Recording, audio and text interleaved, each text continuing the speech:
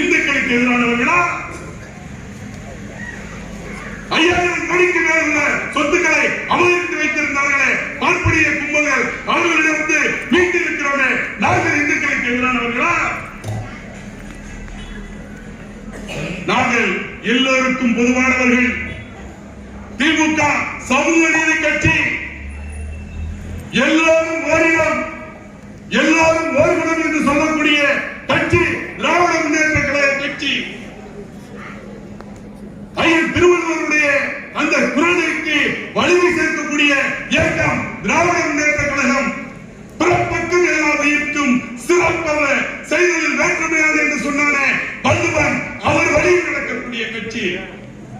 அப்படி இருக்கின்ற காலத்தினால்தான் ஜாதியை ஒழிப்பதற்கு, அந்த ஜாதியினுடைய ஆதிக்கத்தை தவிர்ப்பதற்காகத்தான் தந்தை பெரியார்